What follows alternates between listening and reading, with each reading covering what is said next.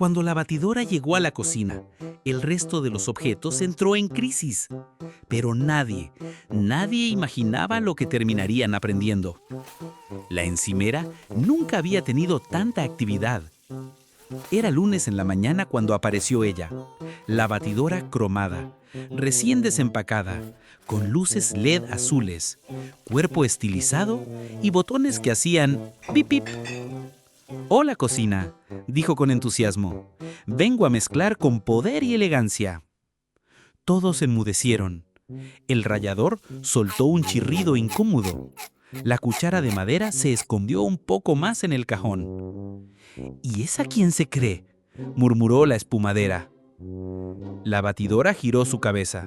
Bueno, su tapa, y exclamó: «Tengo 3 velocidades y botón de turbo.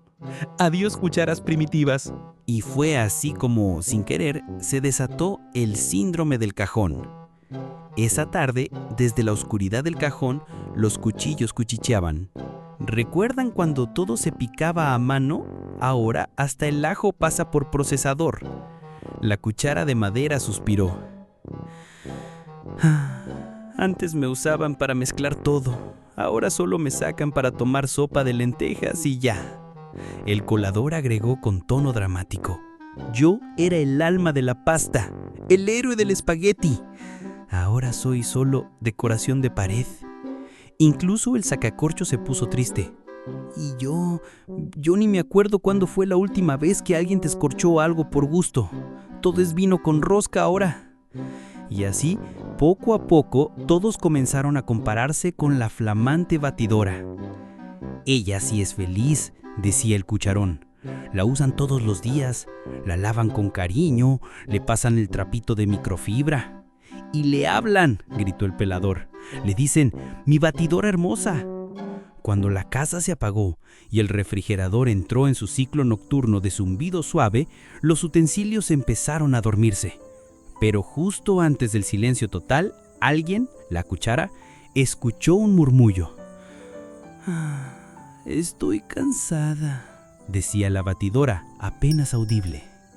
«Me encienden, me sacuden, me dejan llena de masa de hot cakes. Siempre me limpian a medias.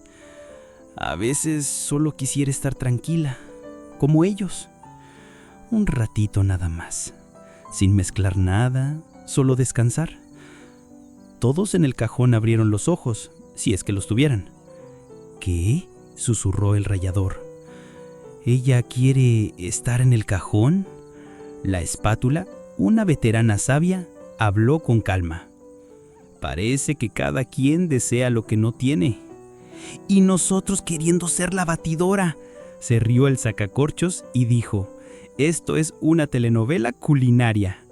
La cuchara de madera, emocionada, gritó: «Entonces ella no es más feliz, solo más usada».